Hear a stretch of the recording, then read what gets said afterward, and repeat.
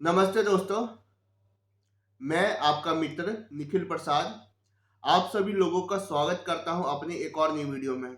तो दोस्तों, आज की वीडियो बहुत ही ज़्यादा इंटरेस्टिंग और मोटिवेशनल होने वाली है क्योंकि आज इस वीडियो में मैं एक बहुत ही इम्पोर्टेंट टॉपिक पर आप लोग के साथ डिस्कशन करने जा रहा हूं। तो अंत तक इस वीडियो में बने रहें क्योंकि हो सकता है कि इस वीडियो के अंत तक आपको बहुत कुछ महत्वपूर्ण जानकारी जानने को मिले और बहुत कुछ सीखने को भी मिले।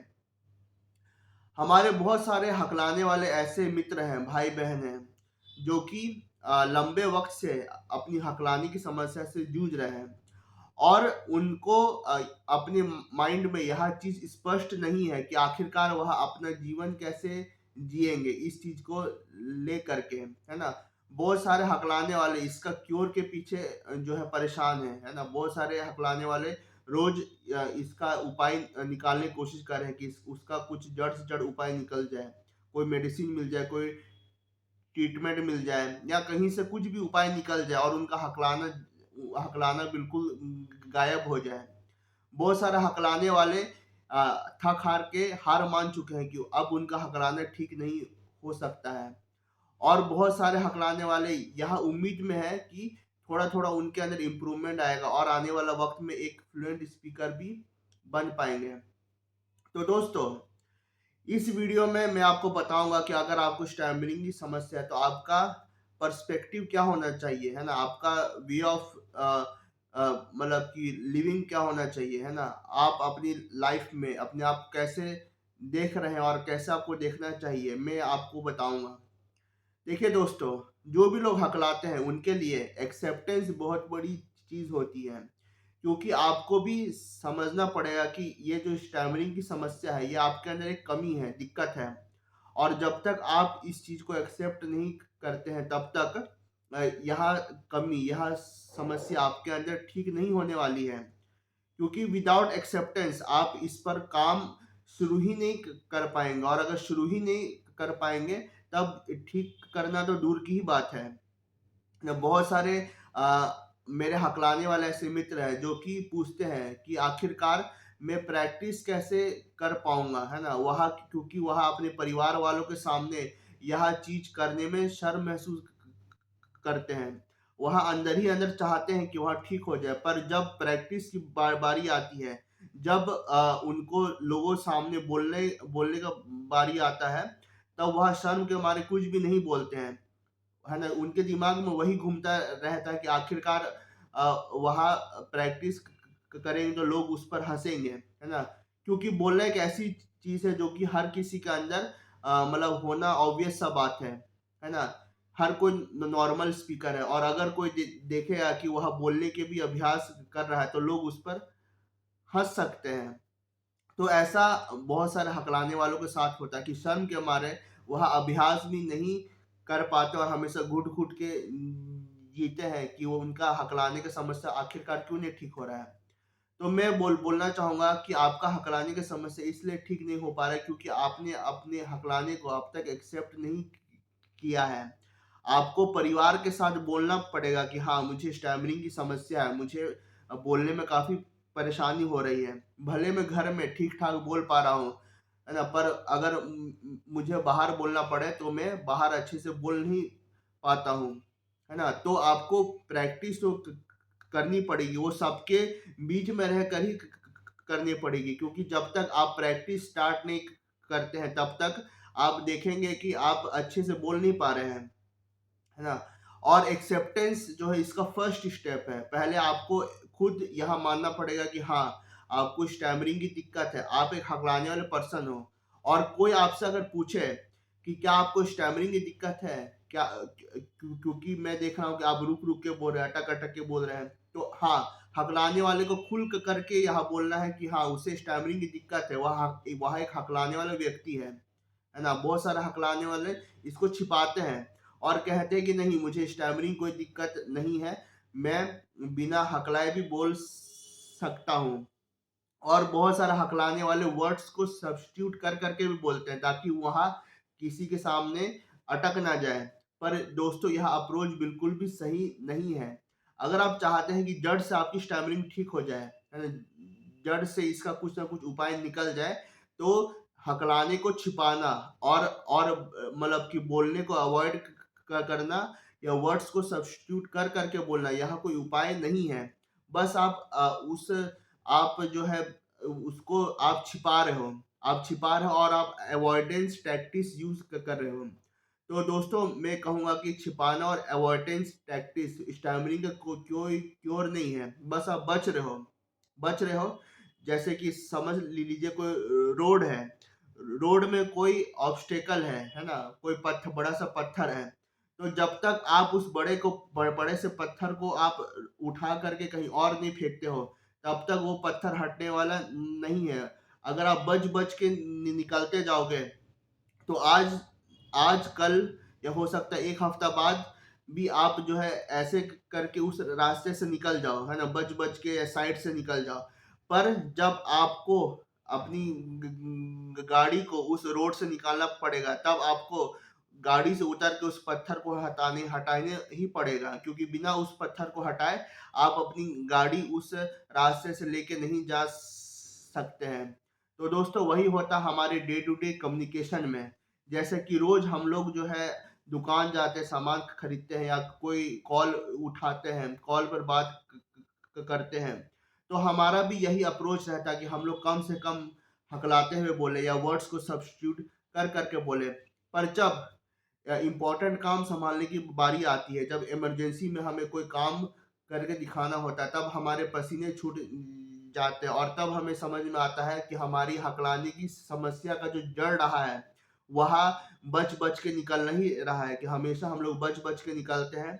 हम लोग फेस करने से भी बचते हैं, है ना, कि हमें बोलना ही ना पड़े, और कहीं अगर बोलने का नौबत भी आ जाए, तो हम लोग वर्ड्स को सब्स्टिट्यूट कर करके बोलते हैं, और कम से कम वर्ड्स को यूज करके हम लोग ट्राई करते हैं कि हम लोग बातों को बताते हैं। तो यही टैक्टिक्स है ना, अवॉइडेंस टैक्टिक्स, और वर्ड्स को सब्स्टिट्यूट कर करके बोलना, या बोलने और लोगों के बीच में ना रहना, है ना, भाग जाना। तो यही सब टेक्निक्स का यूज हम लोग करते आए हैं, हम लोग आदी हो चुके हैं, और इस वजह से हमारा जो है एक इंफीरियरिटी कॉम्प्लेक्स भी डेवलप हो चुका है, और हम लोग एक इंट्रोवर्ट पर्सन भी बन के रह गए हैं। तो यह आदत हमें छोड़ना पड़ेगा दोस्तों। जब तक हम लोग यह आदत को नहीं छोड़ेंगे, तब तक हमारी स्टैमरिंग की समस्या जड़ से ठीक नहीं होने वाली है। हमें पहले एक्सेप्टेंस को अपनाना पड़ेगा कि हाँ, आप एक स्टैमरिंग पर्सन हैं, और आपको लोगों के सामने ऐसे भी पेश आना पड़ेगा कि आपको जो है वो ट्रीट करे ऐसे स्टैमरिंग पर्सन, है ना। आप लोगों को खुद से ही बताइए कि हाँ, आपको स्टैमरिंग की समस्या है और आप इसके ऊपर काम भी कर रहे हैं, है ना। जैसे कि बहुत सारे हकलाने वाले जो है नॉर्मल बोलने का कोशिश करते हैं, पर नहीं, आपको नॉर्मल नहीं बोलना है। अगर आप एक दो शब्दों पे हकला भी जाए, है ना, तो खुल करके हकलाइए, और सामने वालों को पता लगने दीजिए कि हाँ, आपको स्टैमरिंग की दिक्कत है, इस वजह से आप हकलाए हैं, है ना। और आपका यह हकलाने की दिक्कत भी मतलब कि आज से नहीं बल्कि पहले से ही रहा है ना। तो ये चीज ये एटीट्यूड आपके अंदर होना चाहिए, एक्सेप्टेंस, कि आप खुल के हकला रहे हो, है ना, खुल के बोल रहे हो। आपके अंदर जो है फियर ऑफ स्पीकिंग बिल्कुल नहीं है। और अगर आप दो शब्द चार शब्द में अटक भी जाओ, तो खुल के आप लोगों के सामने एक्सेप्ट कर रहे हो कि हाँ, मुझे स्टैमरिंग की दिक्कत है, और अगर मैं अटक भी जाऊँ, हकला भी जाऊँ, तो मुझे बोलने में कोई शर्म महसूस नहीं होगा, है ना। मैं खुल करके हकलाऊंगा, मैं खुल के अपनी बातें भी बोलूंगा। और यही अप्रोच अगर आप रखते हैं अपने लाइफ में, तो आप देखेंगे कि आपको फियर ऑफ स्पीकिंग बिल्कुल नहीं होगा, और आप खुल करके लोगों से कम्युनिकेट कर पा रहे हो। भले दो शब्द चार शब्द में अटक के ही आप बोलिए, पर वो दो शब्द चार शब्द में अटकना आपके लिए कोई मेजर कंसर्न नहीं रहेगा, है ना। बल्कि सामने वाला भी समझ जाएगा कि हाँ, ये पर्सन तो स्टैमरिंग पर्सन है, और मुझे जो है इसके बातों को ऐसे ही समझना पड़ेगा। क्योंकि देखो, आप हमेशा ऑफिशियल बातचीत नहीं करते हो, है ना। हमेशा आप जो है ऑफिशियल कॉल पे बातचीत नहीं करते हो, जहां पर एक भी शब्द पर अटकना, हकलाना एक्सेप्टेबल नहीं है। नहीं, ऐसा हमेशा पॉसिबल नहीं है। आप अपने दोस्तों से भी बात कर सकते हो, आप अपने रिश्तेदारों से बात कर सकते हो, यहाँ तक कि आप अपने ऑफिस के लोगों से भी बात कर सकते हो। बहुत सारे हकलाने वाले ऑफिशियल काम करते हैं, ऑफिस का काम भी संभालते हैं, और ऐसा नहीं है कि उनके लिए ऑफिस का काम संभाल पाना इम्पॉसिबल है। पर वो लोग जो है कोशिश करते हैं कि ज़्यादा से ज़्यादा अच्छा कम्युनिकेशन करके लोगों को बातें बता पाना, सिखा पाना, क्योंकि वो लोग खुद भी एक स्टैमरिंग पर्सन है, तो 100% फ्लुएंसी से बोल पाना उनके लिए भी पॉसिबल नहीं है। पर जहाँ तक हो सकता है वह कोशिश करते हैं कि वह अपनी बातों को सामने वाले से कम्युनिकेट कर पाए, और कम्युनिकेट करके वह अपनी बातों को अच्छे से बोल पाए। भले उनको 2 शब्द में 4 शब्द में स्टैमरिंग हो भी जाए, तब भी उनको शर्म महसूस नहीं होती है, क्योंकि उनका एक अप्रोच है, उनका एक थिंकिंग है कि हाँ, मैं अपनी स्टैमरिंग को एक्सेप्ट कर रहा हूँ, है ना? एक्सेप्टेंस है, इसी को एक्सेप्टेंस बोलते हैं। और वह ओपनली लोगों को बता भी रहे हैं कि मुझे स्टैमरिंग की दिक्कत है, और लोग और बाकी लोगों से उनको जो है वैसे ट्रीटमेंट भी देखने को मिला कि हाँ, ये तो हकलाने वाला पर्सन है, मुझे अगर मैं इससे कोई कोई भी बात बोलूंगा तो मुझे आराम से शांति से ही बोलना है, क्योंकि उसे भी पता है कि ये एक हकलाने वाला पर्सन है, और इसको थोड़ा वक्त लग सकता है मुझे बोलने में, बताने में, है ना? तो उसका भी अप्रोच वही होगा कि, है ना, कि आपसे थोड़ा सा आराम से डील वह करने की कोशिश करेगा, और वह भी देखेगा कि आप एक स्टैमरिंग पर्सन हो, और आप भी उसको धीरे धीरे ही बातें बताओगे, सिखाओगे। तो ये अप्रोच होना चाहिए दोस्तों, अगर आप चाहते हैं कि आपके मन से ये स्टैमरिंग का और फियर ऑफ स्पीकिंग ये सब निकल जाए, तो आपको एक्सेप्टेंस दिखाना पड़ेगा, और खुल करके आपको आसपास के इन्वायरमेंट ऐसा बना के रखना पड़ेगा जहाँ पर कि लोग देख रहे हैं कि हाँ, आप एक स्टैमरिंग पर्सन हैं, आप अपनी स्टैमरिंग के लिए अभ्यास भी कर रहे हैं, कोशिश भी कर रहे हैं कि जल्द से जल्द आपका स्टैमरिंग ठीक हो जाए, और आपको जो है शर्म महसूस बिल्कुल नहीं हो रही कि आखिरकार लोग क्या कहेंगे, लोग क्या बोलेंगे, है ना? लोग आपका थिंकिंग मतलब कि आपके स्टैमरिंग के बारे में क्या थिंकिंग रखते हैं, पीठ पीछे क्या बोलते हैं, आपको बिल्कुल भी शर्म महसूस नहीं करना है, आपको खुल करके बोलना। भले लोग सामने ही आप पर क्यों ना हंसे, है ना? सामने ही लोग आपके ऊपर हंस रहे हैं, या पीठ पीछे भी हंस रहे हैं, या कुछ भी बोल रहे हैं, आपको फर्क पड़ना नहीं चाहिए दोस्तों। आप जैसे हैं, आप बिल्कुल सही हैं। हर हर इंसान के अंदर कुछ ना कुछ कमी होती है ना? शॉर्ट कमिंग्स होती है, पर इसका मतलब ये नहीं है कि छोटी सी कमी की वजह से आप पूरे डिप्रेशन में जाए और आप बोलना ही छोड़ दें, है ना? ये अप्रोच बिल्कुल भी सही नहीं है। आप बिल्कुल एक्सेप्टेंस दिखाएँ, और अगर कोई आपको समझ पाएगा, है ना? तो वो हमेशा आपके साथ में रहेगा, चाहे वो आपका वर्क प्लेस हो, चाहे वो आपका पर्सनल लाइफ हो, चाहे वो आपका घर परिवार हो। अगर कोई आपको समझ पाएगा, आपकी स्टैमरिंग की समस्या को समझ पाएगा, है ना? कोई पर्सन का अंडरस्टैंडिंग रहेगा आपको, आपके प्रति और आपके स्टैमरिंग के प्रति, तो ज़रूर वो आपके हमेशा साथ में रहेगा और आपको सपोर्ट भी दिखाएगा।